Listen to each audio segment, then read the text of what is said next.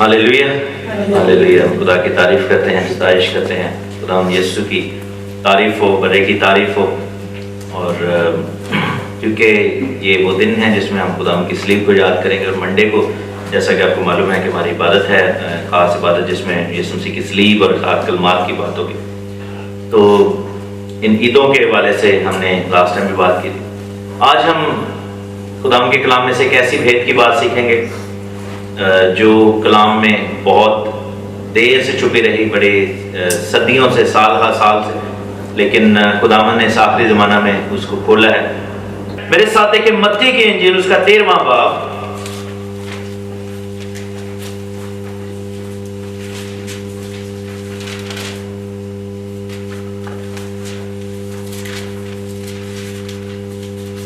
मत्ती की इंजील उसका 15वां बाब और उसकी 15वां बाब और उसकी 24वीं आयत, बल्कि 21वीं आयत लिखा है कि यीशु वहां से निकलकर सूर और सैदा के इलाकों को रवाना हुआ। और देखो एक केनानी औरत उन सरहदों से निकली और पुकार कर कहने लगी कि आए खुदावंद इब्ने दाऊद, मुझ पर रहम कर, एक बदरू मेरी बेटी को बुरी तरह सताती है।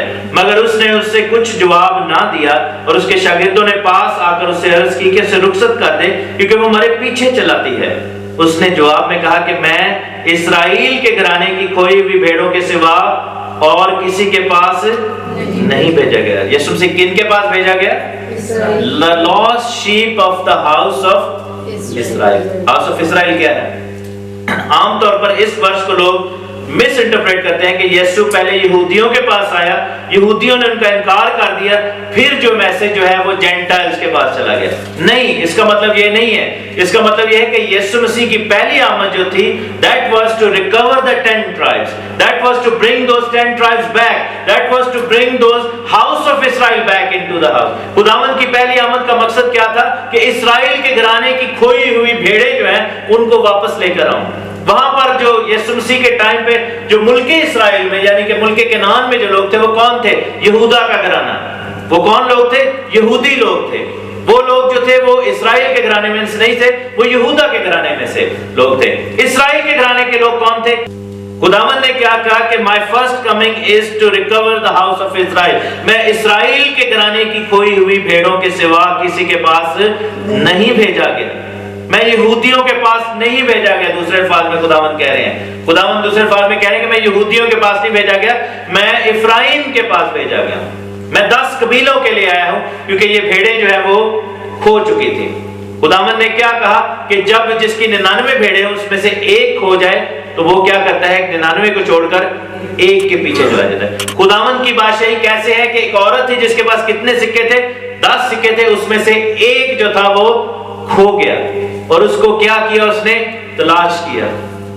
एक और हवाला जो खुदावंद ने तमसील दी, जिसको हम हमेशा रॉन्ग पढ़ते हैं, खुदावंद ने लूका की इंजील में एक तमसील दी और कहा कि एक शख्स के कितने बेटे थे? 2 बेटे थे। छोटे ने क्या कहा कि तू मेरा हिस्सा मुझे दे दे, और वो चला गया। प्रॉब्लम यह है कि स्टोरी को जब हम पढ़ते हैं तो हम उसको बड़े सतही तौर पर जो है वो इंटरप्रेट करते हैं। हम कहते हैं कि देखिए जी, गुनाहगार एक बच्चा सी, एक बच्चा जरा अच्छा सी, लेकिन वो जेलस था तो गुनाहगार को खुदा वापस बुलाते। नहीं, वो स्टोरी जो है वो हाउस ऑफ इस्राएल और हाउस ऑफ यहूदा के लिए है। जो बड़ा बेटा है वो यहूदी लोग हैं और छोटा बेटा जो है इफ्राइम का घराना। जो बड़ा बेटा जिसने पसंद नहीं किया कि इनको वापस लाया जाए वो यहूदा के घराना के लोग हैं। क्योंकि आपको पता है कि आज जब लोगों ने मसीह को कबूल किया तो मुखालफत किसने की? यहूदियों ने की। जब यीशु मसीह दुनिया में आए तो उनकी मुखालफत किसने की? यहूदा के घराने ने की। क्योंकि यहूदा का घराना जो था वो जेलस था कि ये बाकी जो है बेटे वापस ना आए। और इसलिए खुदावंद यीशु मसीह ने उस वक्त ये स्टोरी उनको इसलिए बताई कि तुम वो बड़ा बेटा हो, यू आर दैट बिगर सन, जो कि वापस नहीं लाना चाहता। मेरे साथ देखें हिब्रूज चैप्टर 8, नए अहद नामे की जो बात होती है। नया अहद क्या है? बहुत सारे लोग कहते हैं जी हम अब नए अहद के नीचे हैं।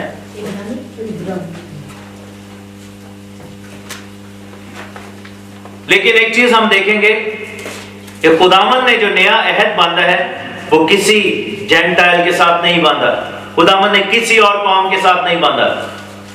8वीं आयत में देखेंगे, चैप्टर 8 वर्स 8, इब्रानियों का खत उसका 8वां बाब और उसकी 8वीं आयत लिखा है कि पस वो उनके नुक्स बताकर कहता है, खुदावंद यूं फरमाता है کہ دیکھ وہ دن آتے ہیں کہ میں اسرائیل کے گھرانے اور یہودا کے گھرانے سے ایک نیا عہد باندھوں گا۔ نیا عہد کن کے ساتھ باندھا گیا ہے؟ اسرائیل کے گھرانے کے ساتھ، یعنی 10 قبیلوں کے ساتھ، اور یہودا کے گھرانے کے ساتھ، یعنی 2 قبیلوں کے ساتھ۔ اسرائیل کا گھرانہ کون ہے؟ جو مسیح پر ایمان لے کر آئے ہیں، ہاللیلویا، جو یسوع مسیح کو اپنا خداوند کہتے ہیں۔ اور یہودا کے گھرانے کے لوگ کون ہیں؟ جو ابھی تک مسیح کا انتظار کر رہے ہیں، لیکن ابھی ان کی آنکھوں کا کھلنا باقی ہے، کیونکہ خداوند کے کلام میں رومنز چیپٹر 11 میں یہ پروفیسی تھی کہ خداوند نے کہا تھا کہ میں نے اسرائیل کے ایک حصے کو یعنی یہودا کو سخت کر دیا تاکہ ساری قومیں اندر داخل ہو جائیں، اور وہ آخری دن تک سخت رہے گا۔ آج اگر یہودی نہیں مانتے خداوند کو تو یہ خدا کی مرضی ہے، کیونکہ اگر آج یہودی اگر مان جائیں تو خداوند کی آمد ہو جائے گی، کیونکہ سیکنڈ کمنگ کس کے لیے ہے؟ ہاؤس آف جیوڈا کے لیے۔ فرسٹ کمنگ کس کے لیے تھی؟ ہاؤس آف اسرائیل کے لیے۔ میں کن بھیڑوں کے پاس آیا ہوں؟ اسرائیل کے گھرانے کی کھوئی ہوئی بھیڑوں کے سوا میں کسی کے پاس نہیں آیا۔ سو خداوند کی پہلی کمنگ جو تھی وہ کن کے لیے تھی؟ 10 ٹرائبز کے لیے، لاسٹ شیپ کے لیے، گم ہو چکی ہوئی بھیڑوں کے لیے، کیونکہ خداوند نے کیا کہا تھا کہ میری بھیڑیں میری آواز سنتی ہیں، میری اور بھی بھیڑیں ہیں جو کہ اس بھیڑ خانہ کی نہیں ہیں۔ یوحنا میں ایسے لکھا ہوا ہے، اس بھیڑ خانہ کا کیا مطلب ہے؟ یہودی۔ اور بھیڑیں کون سی ہیں؟ جو حزقیل کی کتاب اس کا 37واں باب، یہ وہ پروفیسی ہے جس کے بارے میں ہم کہتے ہیں کہ یہ ریپچر کی پروفیسی ہے۔ حزقیل 37 باب آپ دیکھیں 15ویں آیت میں لکھا ہے کہ خداوند کا کلام مجھ پر نازل ہوا کہ اے آدم زاد، ایک چھڑی لے، ایک کیا لے؟ چھڑی لے، ایک درخت لے، ایک شاخ لے، اور اس پر لکھ یہودا اور اس کے رفیق بنی اسرائیل کے لیے۔ کس کی چھڑی ہے وہ؟ یہودا کی چھڑی ہے۔ یہودا کا قبیلہ کون ہے؟ یہودی لوگ۔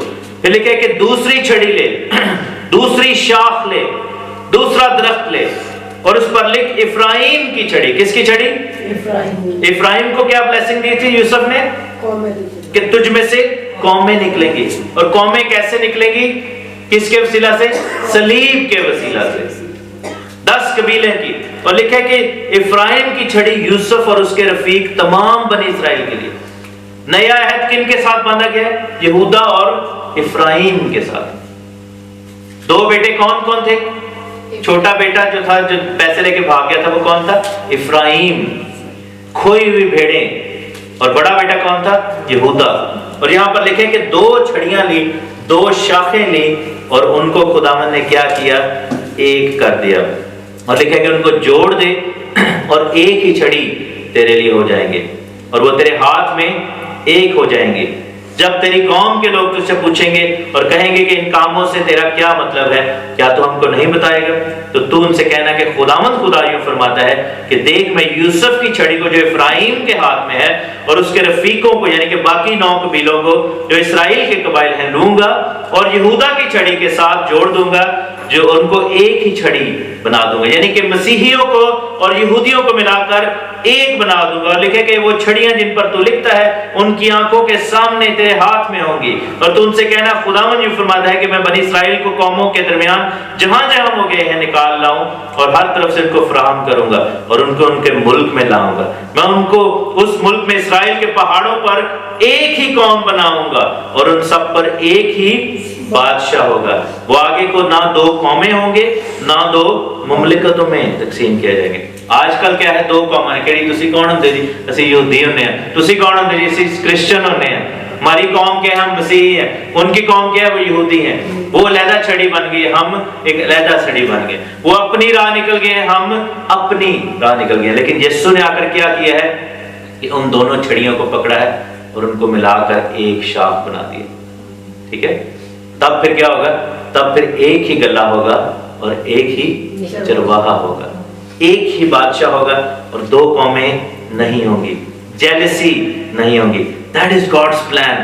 خدا کا پلان جو ہے وہ اپنی جگہ پہ چل رہا ہے۔ لوگ جتنا مرضی کہیں کہ جی افریقہ بھی بڑا کام ہو رہا ہے، ادھر بھی بڑا کام، نہیں، خداوند کو پتہ ہے کہ وہ کیا کام ہو رہا ہے۔ تو کن کے نام لکھا گیا؟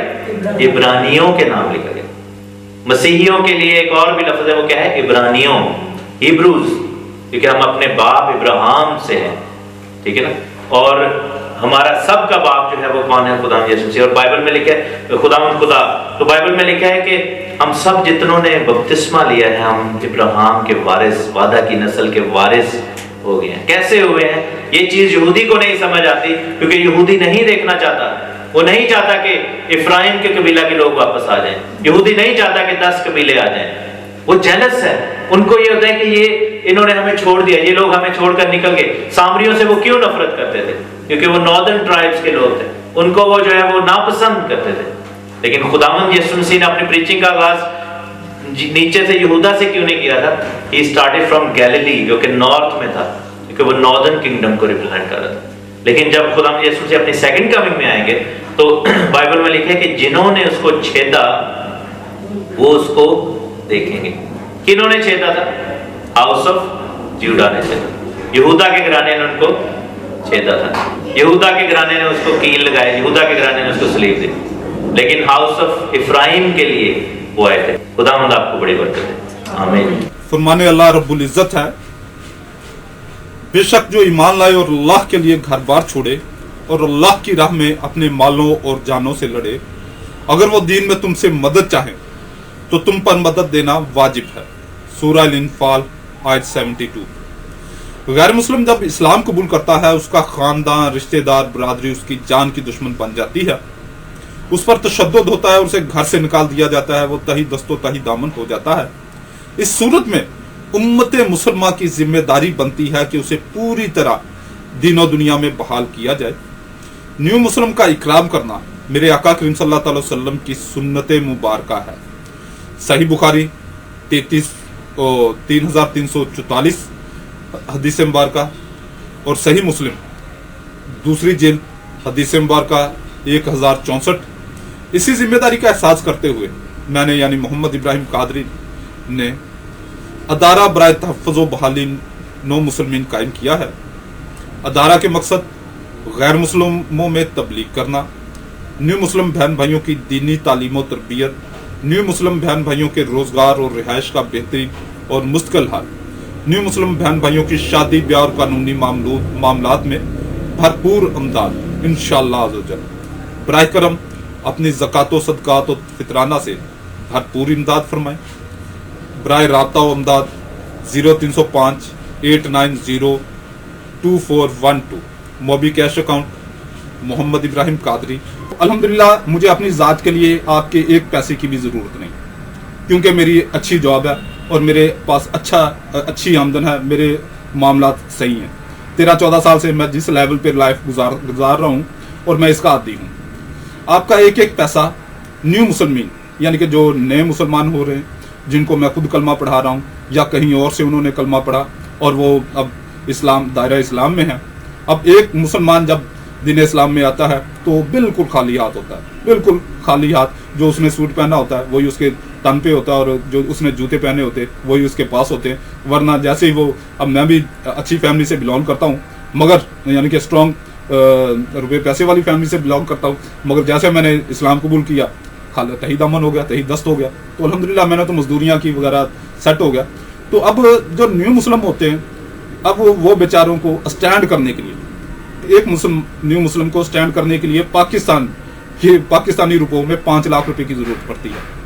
अल्लाह रब्बुल इज़्ज़त आपको हमारे अदारे को सपोर्ट करने की तौफीक अता फरमाए, और इसके लिए कोई बहुत ज़्यादा भी, जितना आप अफोर्ड कर सकते हैं, अगर आपके पास सिर्फ 100 रुपये आप अफोर्ड कर सकते हैं तो वो भी आप मेरे मोबी कैश अकाउंट में डाल सकते हैं। और ये इत्मीनान रखें कि आपका एक एक पैसा जो है वो न्यू मुस्लिम की फलाह व बहबूद के लिए लगेगा।